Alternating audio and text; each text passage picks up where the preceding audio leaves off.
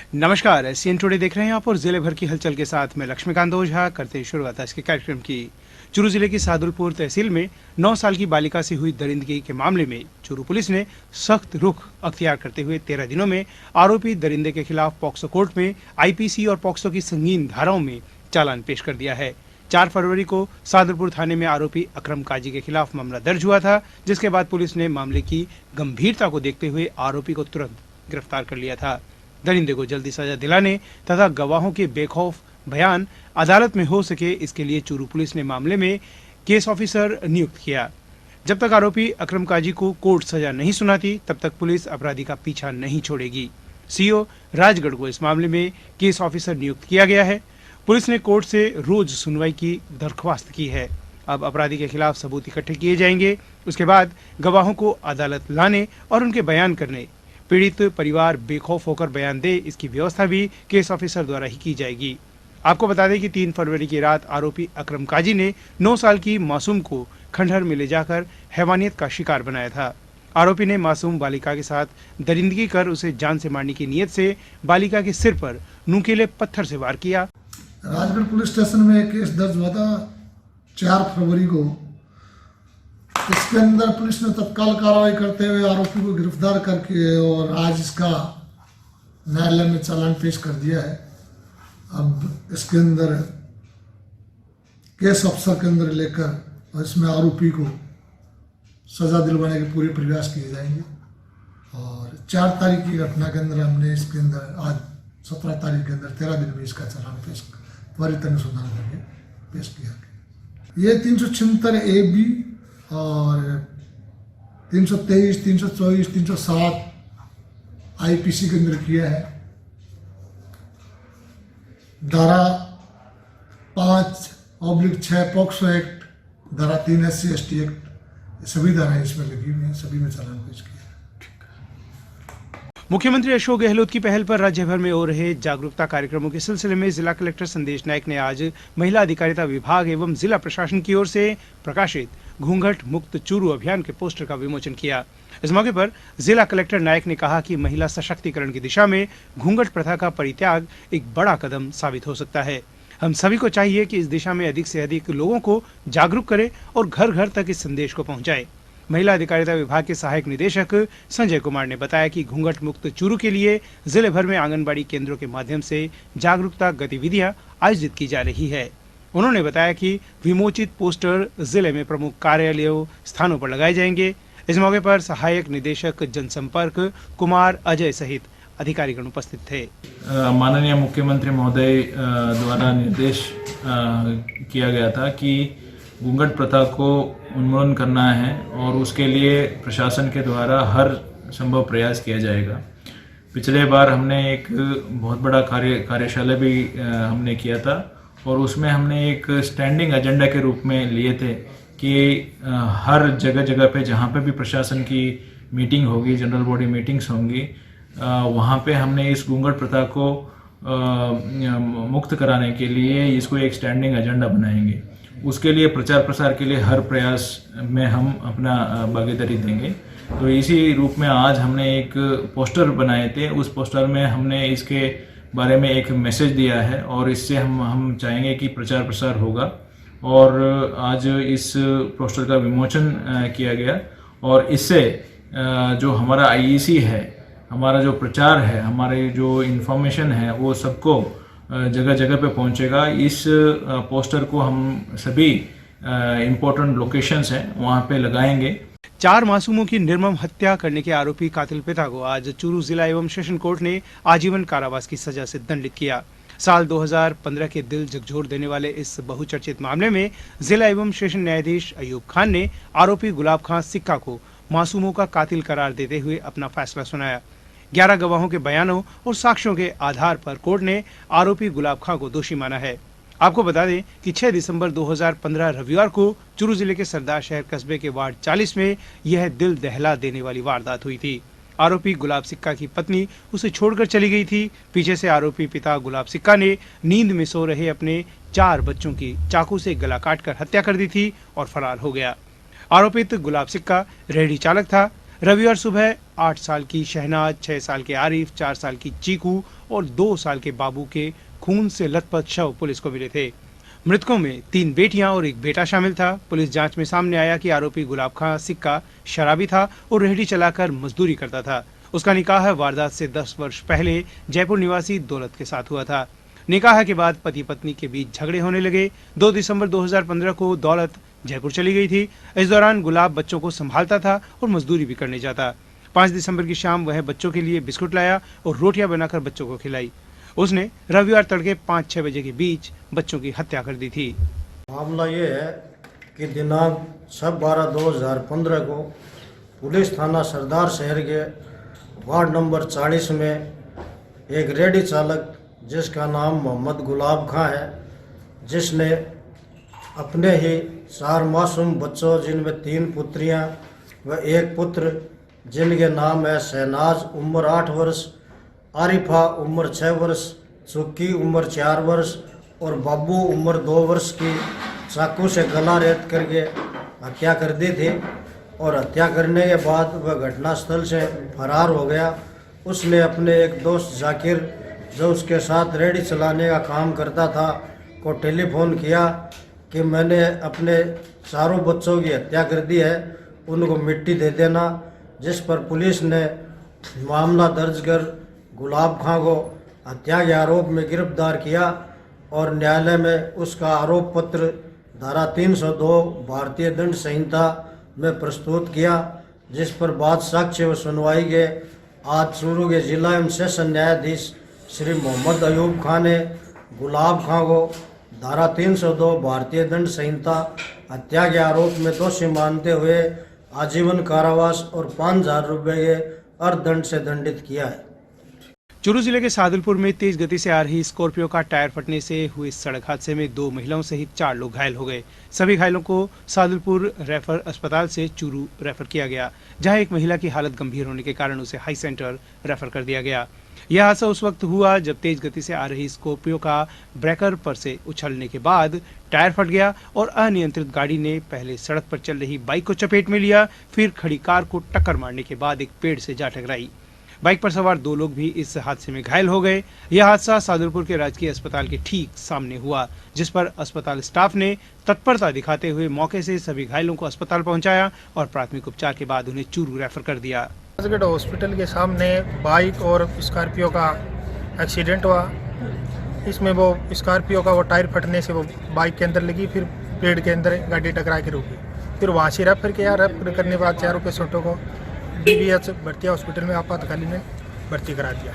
एक लेडीज है, उसकी हालत सीरियस है। धमाका भयंकर हुआ। टायर फटने से लगभग 40-50 लोग आ गए वहाँ। फिर टायर फटने से वो एक गाड़ी खड़ी थी, उसमें भी लगी और बाइक को भी लगी। बाइक वाला को पैर फ्रैक्चर हुआ है। पहुँचे ही थे 4:10 के करीब और तुरंत ही हादसा हो गया। हमने सब कर्मचारियों ने ड्यूटी छोड़ के और हम रोड पे चले गए और हम अपने हाथों से वहाँ लेकर के आए और हमने वहाँ वार्ड में जाकर के उनको शिफ्ट किया और फर्स्ट एड की उनकी। फिर उसी मौके पे डॉक्टर्स आ गए, उन्होंने भी हमारी मदद की। और मैं यही कह रही हूँ सभी लोगों से, मेरा एक ही अनुरोध है, कहीं भी कोई भी हादसा हो तो उसके लिए ये नहीं कि हम फोटो बनाएं, वीडियो बनाएं, उसकी मदद करें। चूरू के बिदासर में जोधपुर डिस्कॉम के सहायक अभियंता कार्यालय के आगे आज किसानों ने धरना प्रदर्शन कर AN का घेराव किया। ग्रामीणों ने बढ़ती बिजली कीमतों, बिजली कटौती सहित कई मांगों को लेकर कॉमरेड भादर भामू के नेतृत्व में सहायक अभियंता राजेश कुमार मीणा को ज्ञापन सौंपा। इस दौरान ग्राम ढढेरू और रामदेवरा के ग्रामीणों ने बिजली डीपी तथा बिजली सप्लाई सुचारू रूप से देने, कनेक्शन जोड़ने सहित कई मांगों को लेकर धरना प्रदर्शन किया। वहीं सहायक अभियंता राजेश मीणा ने समस्या के समाधान को लेकर आश्वासन दिया।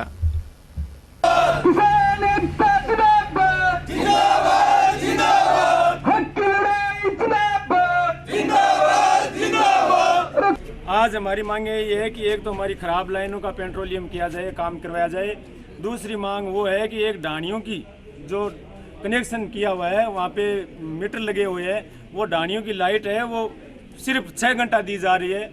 उसके लिए अभी 24 घंटे दी जाए। बच्चों की आगे 10वीं की बोर्ड की परीक्षा आ रही है और सुविधा के लिए हमने लाइट ली, वो लाइट हमारी को 6 घंटा मिल रही है। वो 24 घंटा ढाणियों को लाइट मिलनी चाहिए। लाइनों का काम नहीं करवाना चाहिए। और कच्ची फसल में हम मार्च तक जो भी किसान है वो बिल चुका देंगे। कोपड़ा, इंसुलेटर और डीपी है वो नहीं उतारें। एक तो उसका ये कहना था रामदेवरा वाला का, एक दूसरा है इनका डाणियों को सिंगल फेज की सप्लाई को लेकर के, और कुछ जो पोल डैमेज है उनको लेकर के। पोल डैमेज के बारे में जीन साहब को अवगत करा दिया गया है, वो जल्दी ही इसका एस्टिमेट बना करके हम उनका जॉब निकाल देंगे, जो डैमेज पोल उनको ठेकेदार को द्वारा चेंज करवा देंगे। दूसरा सिंगल फेज की जो कटौती की जा रही है उसमें डाणियों की है जो लोडिंग का प्रॉब्लम है, उनको दिखवा के उनकी सप्लाई आपूर्ति पूरी। लोडिंग की क्या लोडिंग का है, कई जगह ऐसी सूचना मिली है कि सिंगल फेज में डाणियों का कनेक्शन उससे ज़्यादा जो है इनका लोड आ रहा है, तो और जो बीसीबी है उसकी सेटिंग इस हिसाब से की हुई है कि उससे ज़्यादा लोड आता है तो वो ट्रिप कर जाती है, उसको चेक करवा के उसको दुरुस्त करवाएंगे। रतनगढ़ में राज्य स्तरीय जूनियर कुश्ती प्रतियोगिता में हामुसर की महिला पहलवान ने 50 किलो भार वर्ग में स्वर्ण पदक अर्जित किया है। राजसमंद के कांकरोली में हुई प्रतियोगिता में चूरू जिले का प्रतिनिधित्व करते हुए सीमा फोगाट ने भरतपुर, जयपुर को हराकर फाइनल में प्रवेश किया, जहां पर नागौर की महिला पहलवान को हराकर स्वर्ण पदक पर अपना कब्जा जमाया। सीमा को जिला कलेक्टर अरविंद, राजस्थान कुश्ती संघ के अध्यक्ष सीपी सिंह, सचिव नानू सिंह ने मेडल पहनाकर स्वागत किया। कुश्ती कोच राजेश फोगाट ने बताया कि अब सीमा 4 मार्च को हिमाचल में होने वाली राष्ट्रीय प्रतियोगिता में राजस्थान का प्रतिनिधित्व करेगी। अंतर्राष्ट्रीय, राष्ट्रीय एवं राज्य स्तर पर दर्जनों पदक जीतने वाली सीमा दंगल गर्ल गीता और बबीता फोगाट की चचेरी बहन है।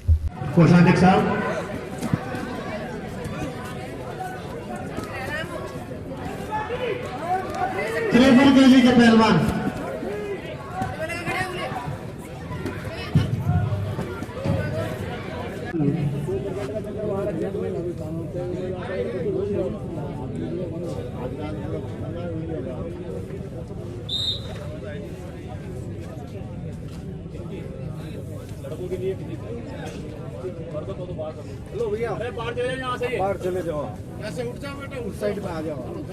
चूरू बालिका महाविद्यालय में स्नातकोत्तर भूगोल की छात्राओं का विदाई समारोह आयोजित किया गया। इस अवसर पर महाविद्यालय प्रबंध समिति के सचिव शोभाराम बणिरोत ने परीक्षाओं में एकाग्रचित्त होकर पढ़ने और अच्छे अंकों के साथ उत्तीर्ण करने की शुभकामनाएं दी। इस अवसर पर महाविद्यालय के प्राचार्य डॉक्टर एल.एन. आर्य ने छात्राओं को महत्वपूर्ण विषय पढ़ाने और उत्तर देने की विशेष पद्धति के बारे में अवगत करवाया। उप प्राचार्य आशा कोठारी ने छात्राओं को अनुशासित होकर अध्ययन करने और आने वाले भविष्य में स्नातकोत्तर स्तर की प्रतियोगी परीक्षाओं में अच्छे तरीके से तैयारी करने के लिए प्रेरित किया। समारोह में मिस सिंसियर का खिताब प्रमिला जड़िया और विजयलक्ष्मी सारस्वत को मिला। मिस ज्योग्राफी का खिताब पूजा शर्मा और योगिता शर्मा को तथा मिस फेयरवेल का खिताब नीतू शर्मा को दिया गया। कार्यक्रम में भूगोल स्नातकोत्तर विभाग के assistant professor Indrachand, doctor Mansoor Ali Khan, Akhilesh Kumar Batu भी उपस्थित थे। ये मिस कॉमेडियन का अवार्ड है।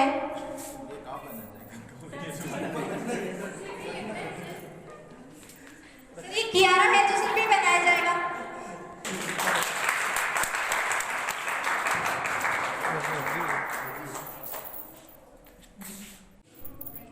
एक मिनट गए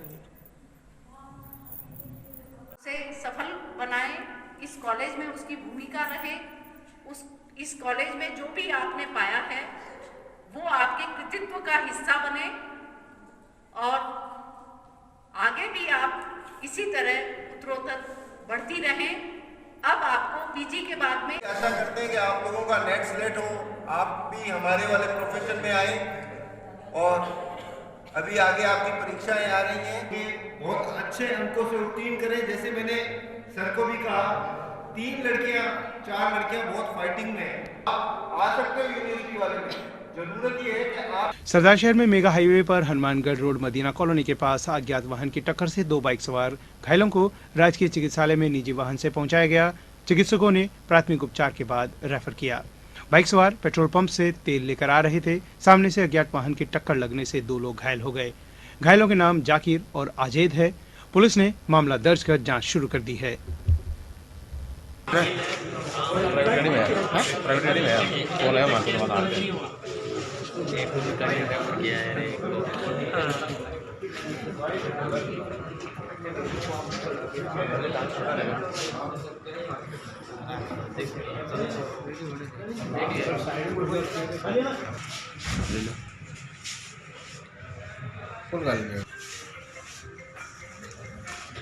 सरदारशहर में अखिल भारतीय किसान सभा का एसडीएम कार्यालय के आगे विभिन्न मांगों को लेकर 13 फरवरी से धरना जारी है। आज किसान सभा ने घेराव कर बिलबंदी का ऐलान किया। विद्युत विभाग के अधिकारी धरना स्थल पर पहुंचे तथा वार्ता शुरू की। वार्ता में अनेक जीएसएस की अलग अलग समस्याओं पर चर्चा की गई। जो समस्या थी उसको तुरंत प्रभाव से सुधारने का आश्वासन दिया गया। वार्ता में किसान के हिस्से की बिजली कटौती की जांच कर 27 फरवरी तक उसके हिस्से की बिजली देने पर सहमति जताई, जिसके बाद धरने को 29 फरवरी तक स्थगित कर दिया गया। धरने में किसान सभा के प्रदेश महामंत्री छगनलाल चौधरी, तहसील अध्यक्ष भगवाना राम जाखड़, मंत्री काशीराम सारण सहित अनेक लोग उपस्थित थे। आश्वासन दिया है कि 7 दिनों के अंदर हम जांच करके जो आपकी बिजली कटौती हुई है उनको वापस दे देंगे। हम अभी धरनार्थियों से बात करेंगे, जो इनको वार्ता सही लगी है और 7 दिनों को टाइम दिया है तो ठीक है, अगर नहीं दिया है तो हम बैठ के चर्चा करके मीटिंग करने के बाद बताएंगे। पिछले कुछ दिनों से विद्युत आपूर्ति बाधित होने की शिकायत इन्होंने बताया किसान संघ के सदस्यों ने, और उसमें यही मुख्य मांग तो यही है कि 6 घंटे का ब्लॉक पूरा दिया जाए भविष्य में, और पीछे की जो कहीं 6 घंटे से कम जो कटौती हुई है, 6 घंटे से कम जो विद्युत आपूर्ति मिली है उसको पूर्ति करने के लिए इन्होंने अपनी मांग रखी है और उस पर सहानुभूतिपूर्वक विचार किया जा रहा है। और अगर विद्युत तंत्र में इस तरह की गुंजाइश हुई तो हम उनकी वो जो बची हुई विद्युत आपूर्ति है वो पूरा कर। बहुत सौहार्दपूर्ण वातावरण में ये हमारी बात हुई है और उसमें मुख्य जो मांगें थी और वो उनकी जायज़ मांगें हैं और उन पे हम विचार कर रहे हैं। और मैं विश्वास दिलाता हूँ आपके माध्यम से भी कि किसानों के जो वाजिब हक हैं उनको पूरा उनको हक दिलवाया जाएगा और विद्युत आपूर्ति की समस्या का पूरा समाधान किया जाएगा। और पूरे पदाधिकारी जो किसान संघ के हैं और बाकी जो गणमान्य व्यक्ति यहाँ पे उपस्थित हैं वो सब हमारी बात से सहमत हैं और अभी धरना उठाने का इन्होंने आश्वासन दिया है। सरदारशहर में विप्र समाज की ओर से आज डीएसपी गिरधारी लाल शर्मा को ज्ञापन देकर 2 दिन पहले नारायण शर्मा के साथ हुए प्राणघातक हमले के आरोपियों को गिरफ्तार करने की मांग की है। ज्ञापन में बताया गया कि आरोपियों को अगर 2 दिन में गिरफ्तार नहीं किया गया तो समाज मजबूर होकर बड़ा आंदोलन करेगा। इस अवसर पर गिरधारी लाल पारिक, मोहनलाल सेवदा, बालचंद सेवदा, रामावतार नवहाल, मुरलीधर शर्मा, बलदेव शर्मा, राकेश पिपलवा, मुनीराम नवहाल, छगनलाल सेवदा, शंकरलाल शर्मा सहित अन्य उपस्थित थे। सरदारशहर में मेगा हाईवे पर मोटर मार्केट एरिया में गौभक्तों ने आज एक पिकअप में गोवंश को ठूंस कर भर कर ले जाते समय पिकअप को पकड़ा। पिकअप को पकड़ने के बाद मेगा हाईवे पर लोगों की भीड़ जुटनी शुरू हो गई, जिससे मेगा हाईवे पर दोनों तरफ वाहनों का जाम लग गया। आरोपी पिकअप चालक मौके से भाग गया तो लोगों ने साथ बैठे व्यक्ति को पकड़ लिया। मेगा हाईवे पर जाम लगने से कुछ लोगों ने पुलिस को सूचना दी। मौके पर पहुंची पुलिस ने हाईवे पर लगे जाम को खुलवाया और पिकअप सहित गोवंश को कब्जे में लिया एवं कार्रवाई का आश्वासन दिया, जिस पर लोगों का गुस्सा शांत हुआ। पुलिस ने पिकअप एवं गोवंश को कब्जे में लेकर गोवंश के चारे पानी की व्यवस्था के लिए शहर में स्थित नंदलाल विकलांग गौशाला में गोवंश को पहुंचाया। मामले को लेकर शहर के गोभक्तों ने थाने पहुंचकर पिकअप चालक के खिलाफ मामला दर्ज करवाया है।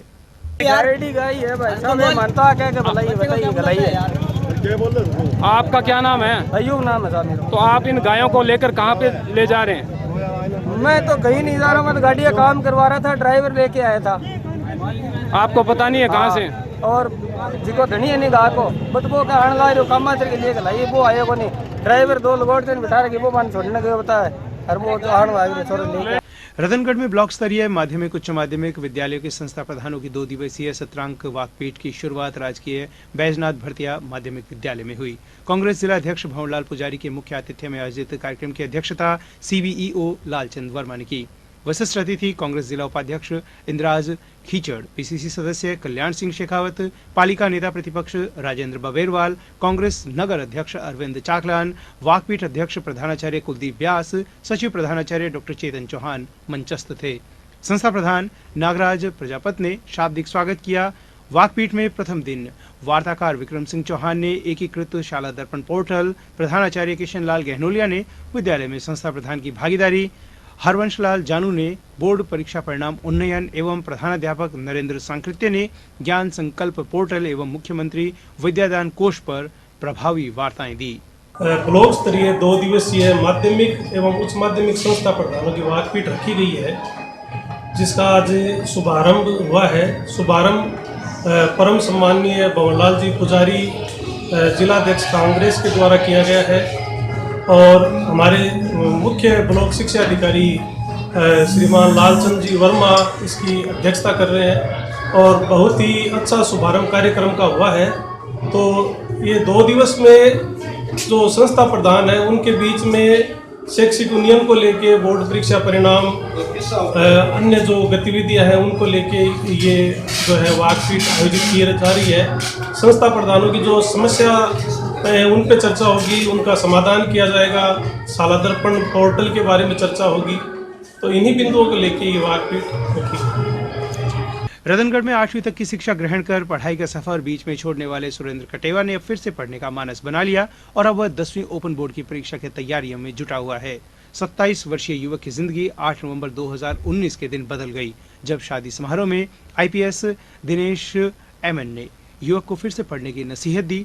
और फिर क्या था, 15 साल बाद युवक ने अपनी पढ़ाई का सफर फिर से शुरू कर दिया। 2005 में सुरेंद्र के मन में पढ़ाई का जुनून इस कदर सवार कि उसने 2 महीनों में मेहनत करके भारत के 747 जिलों के नाम याद कर लिए। अब वह Guinness book of world record में नाम दर्ज करवाने की कवायद में मात्र 290 सेकंड में सभी जिलों के नाम सुना देता है। उत्तर प्रदेश के 75 जिलों का नाम 24 सेकंड और मध्य प्रदेश के 52 के नाम मात्र 15 सेकंड में सुरेंद्र बता देता है। इसके साथ साथ जीके में भी अच्छी पकड़ है। पेशे से कृषि का कार्य करने वाला सुरेंद्र के 3 लड़के हैं और उनके जीके के 4000 प्रश्न मुख जबानी याद है। अब सुरेंद्र का लक्ष्य है LLB की डिग्री हासिल करना है। ये मैं मेरे बच्चों को तैयारी करवाने के लिए था कि मेरे बच्चों की आखिर नींव मजबूत डले तो कैसे डले, उनकी नींव मजबूत होनी चाहिए और करंट जीके में उसको बेनिफिट मिलना चाहिए, चाहे पुराना इतिहास हो चाहे आगामी।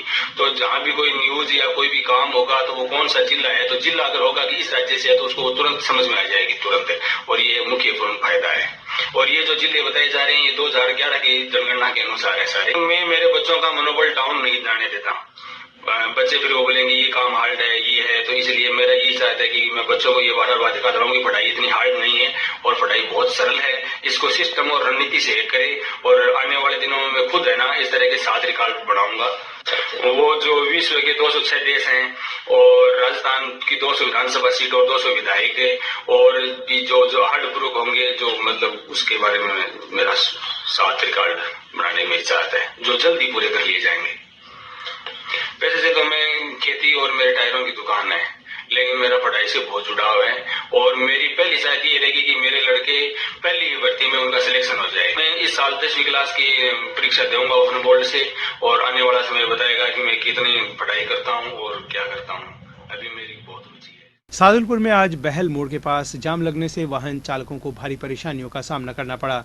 करीब 1 घंटे तक जाम लगने के बावजूद भी ट्रैफिक पुलिस मौके पर नहीं पहुंची तो वाहन चालकों ने आक्रोश जताया। प्राप्त जानकारी के अनुसार बहल मोड़ के पास क्षतिग्रस्त सड़क मार्ग पर एक ट्रोला फंस गया, जिससे रास्ता रुक गया और करीब 300 मीटर लंबी वाहनों की कतार लग गई। जब ट्रैफिक पुलिस मौके पर नहीं पहुंची तो वाहन चालकों ने ही कड़ी मशक्कत के बाद 1 घंटे बाद जाम खुलवाया।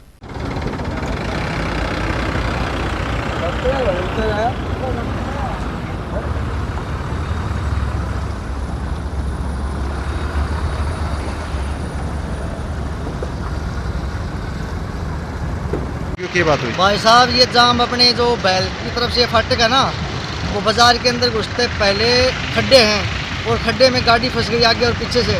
करीब 1 घंटा जाम रहा, कोई ट्रैफिक कोई पुलिस कुछ नहीं आई भाई वहाँ पे। कितनी साधनों की लाइन कितनी लंबी होगी भाई साहब? लंबी लाइन लग गई थी पीछे तक, पिछले फाटक तक।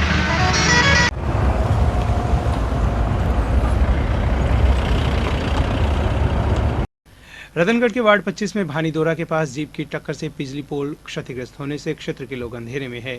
पार्षद जयप्रकाश चोटिया ने बताया कि बीती रात करीब 10:30 बजे की जीप की टक्कर से बिजली पोल क्षतिग्रस्त होकर एक घर पर जा गिरा।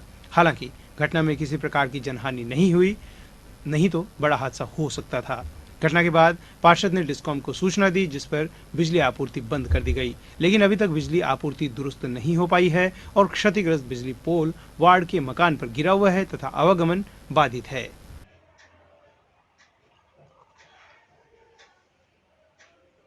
चूरू के प्रतिभा नगर स्थित श्री श्याम मंदिर के 45वें वार्षिकोत्सव के अवसर पर श्री श्याम मित्र मंडल श्याम मंदिर आयोजन समिति द्वारा 7 दिवसीय श्याम महोत्सव के तहत संगीतमय नानीबाई के मायरे में नागौर के कथावाचक सुखदेव रामस्नेही महाराज ने आज कई प्रसंग सुनाए।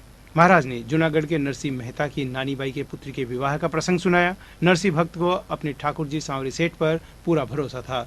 कथा से पूर्व मंदिर के पुजारी संतोष बुढ़ाडरा, विश्वनाथ दूधवेवाला, ताराचंद महनसरिया, कैलाश चंद्र नवहाल सहित काफी श्रद्धालु उपस्थित थे। देवता दर्शन को तरसे, गगन से सुमन बहुत बरसे, बजे मर्चन मधुर मृदंग ग्वालनी से, अतुल रति गोप तुम्हारी की, गिरधर कृष्ण मुरारी की, आरती मुझ प्यारी की, गिरधर कृष्ण मुरारी। स्थानीय प्रतिभा नगर स्थित श्री श्याम मंदिर का 45वां वार्षिक उत्सव बड़े ही श्रद्धा और उमंग के साथ मनाया जा रहा है।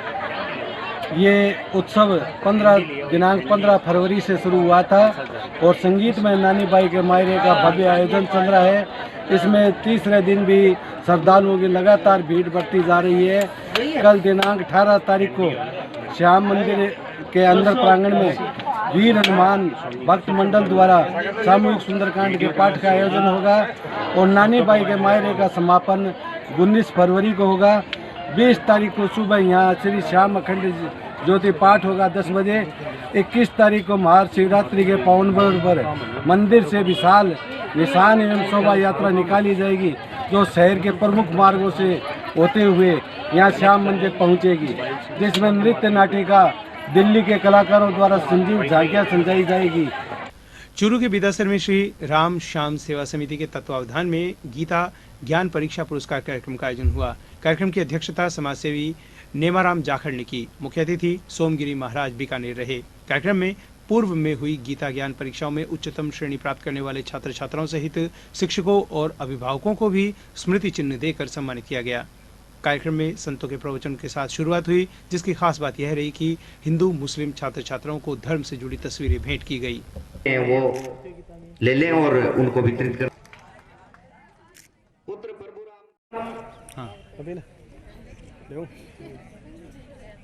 इस सीता प्रजापत सुरेश राम जाट, दित्य और विद्या शर्मा, पवन कुमार।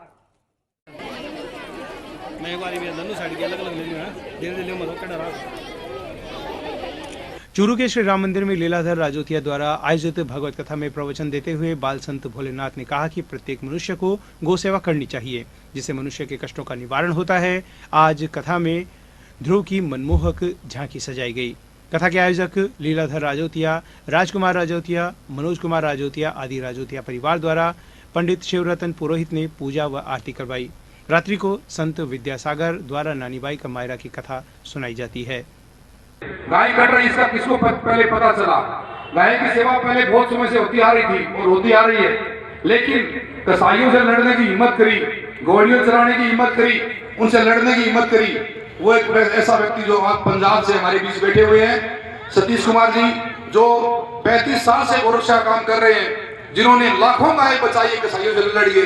और मेरे जैसे व्यक्ति को हमारे गुरु हैं, वो हमारे गुरु हैं, मेरे जैसे व्यक्ति। यह था आज का हलचल कार्यक्रम। अब हमें दीजिए अनुमति और आप देखते रहिए सीएन टुडे। नमस्कार।